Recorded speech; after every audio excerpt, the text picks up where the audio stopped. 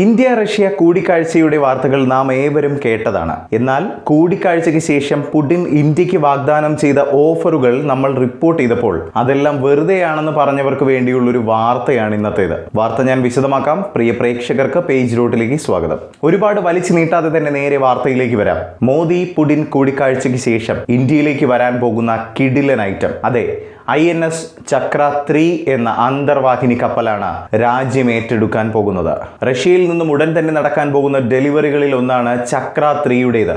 ഇതൊരു കിടിലൻ അന്തർവാഹിനിയാണ്. ഇതിനെ അങ്ങനെ വിശേഷിപ്പിക്കാൻ കാരണമുണ്ട്. അന്തർവാഹിനികളിലെ കേമനായ അകുല ക്ലാസ്, പ്രത്യേകിച്ച് പ്രോജക്ട് 971U ഷുക്ക B രൂപകൽപ്പനയെ അടിസ്ഥാനമാക്കിയുള്ളതാണ് ഈ ആണവ ശക്തിയുള്ള ആക്രമണ അന്തർവാഹിനി കപ്പൽ. ഇവയുടെ വലുപ്പം എത്രത്തോളം വരുമെന്ന് പറയുകയാണെങ്കിൽ ഒരു 110 മീറ്ററോളം നീളമുണ്ടാകും. ഇവയ്ക്ക് 190 മെഗാവാട്ട് ആണവ റിയാക്ടറിലാണ് ഈ പടുകൂറ്റൻ യുദ്ധ അന്തർവാഹിനി കപ്പൽ പ്രവർത്തിക്കുന്നത്. അതുകൊണ്ട് തന്നെ INS ചക്ര 3ക്ക് ഏതാണ്ട് അതിരില്ലാത്ത ദൂരപരിധിയും 30 നോട്ടിൽ കൂടുതലുള്ള ഉയർന്ന അണ്ടർ വാട്ടർ വേഗത നിലനിർത്താനുള്ള കഴിവുമുണ്ട്. ഈ 30 നോട്ട് എന്നാൽ മണിക്കൂറിൽ 56 കിലോമീറ്റർ വേഗത വരും കേട്ടോ. ഒരു യുദ്ധ കപ്പലിനെ സംബന്ധിച്ച് ശത്രുക്കളുടെ ശ്രദ്ധയിൽപ്പെട്ടാൽ ആ ഭാഗത്ത് നിന്നും രക്ഷപ്പെടുക എന്നത് വളരെ പ്രയാസമേറിയ ഒരു കാര്യം തന്നെയാണ്. എന്നാൽ മണിക്കൂറിൽ 56 കിലോമീറ്റർ വേഗത കൈവരിക്കാനാകുന്നത് കൊണ്ട് തന്നെ ഈ ഭീമൻ യുദ്ധക്കപ്പൽ ശത്രുക്കളെയും പറ്റിച്ച് കടന്നുകളയുമെന്നതിൽ സംശയമില്ല.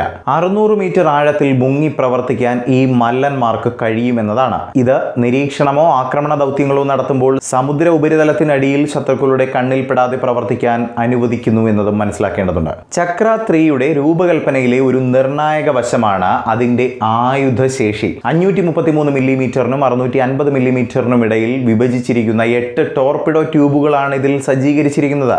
ഈ ട്യൂബുകൾ വൈവിധ്യമാർന്നവയാണ്. ഇത് പറയാൻ കാരണമുണ്ട്.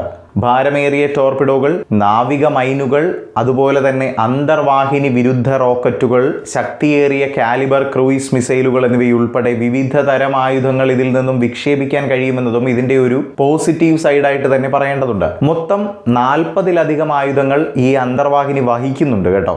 ഇത് ഉപരിതല കപ്പലുകൾ, അന്തർവാഹിനികൾ, കരലക്ഷ്യങ്ങൾ എന്നിവയുമായി ഇടപഴകാനുള്ള ശക്തമായ ഒരു കഴിവും നൽകുന്നുണ്ട്. സാധാരണ ഒരു കപ്പലിൽ നിന്നും വളരെ വ്യത്യസ്തമായാണ് ഒരു അന്തർവാഹിനി നിർമ്മിക്കുക. ചെറിയൊരു ഉദാഹരണം പറയുകയാണെങ്കിൽ, ഉപരിതലത്തിലൂടെ ഓടുന്ന കപ്പലിന് ശബ്ദം ഒരു പ്രശ്നമല്ല. എന്നാൽ ഒരു അന്തർവാഹിനി ഏതെങ്കിലും തരത്തിലുള്ള ശബ്ദം പുറപ്പെടുവിക്കുകയാണെങ്കിൽ അത് ശത്രുക്കളുടെ ശ്രദ്ധ പിടിച്ചു പറ്റാൻ വഴിയൊരുക്കുകയും പിന്നീട് ആ അന്തർവാഹിനിയുടെ തകർച്ചയിലേക്ക് തന്നെ നയിക്കുകയും ചെയ്യും. അതുകൊണ്ട് തന്നെ ഒരു അന്തർവാഹിനി നിർമ്മിക്കുമ്പോൾ ശബ്ദം വളരെ കുറഞ്ഞ തരത്തിൽ വേണം എന്നത് നിർബന്ധമുള്ളൊരു കാര്യം തന്നെയാണ്. INS ചക്ര 3 എന്ന ഈ ഭീമൻ അന്തർവാഹിനി കപ്പൽ ശബ്ദം കുറയ്ക്കുന്നതിന് അടക്കമുള്ള ഒട്ടനവധി നൂതനമായ സജ്ജീകരണങ്ങളോടെയാണ് വന്നിരിക്കുന്നത്. ഇന്ത്യൻ ഉപയോഗത്തിനായി അന്തർവാഹിനി ഗണ്യമായ നവീകരണങ്ങൾക്ക് വിധേയമാക്കിയിട്ടുണ്ട്. അതുപോലെ തന്നെ സോണാർ തരംഗങ്ങളെ ആഗിരണം ചെയ്യുന്ന അനെക്കോയിക് കോട്ടിങ്ങുകൾ ശത്രു സെൻസറുകളുടെ കണ്ടെത്തലിൽ നിന്നും രക്ഷപ്പെടാനുള്ള അന്തർവാഹിനിയുടെ കഴിവ് കൂടുതൽ മെച്ചപ്പെടുത്തും. അത് കുറച്ചുകൂടി വ്യക്തമാക്കുകയാണെങ്കിൽ, സോണാർ തരംഗങ്ങൾ ഈ അന്തർവാഹിനിയുടെ ബോഡിയിൽ തട്ടി തിരികെ പോവുകയാണെങ്കിൽ ശത്രുവിന് അന്തർവാഹിനിയുടെ സാമീപ്യം മനസ്സിലാക്കാൻ സാധിക്കും.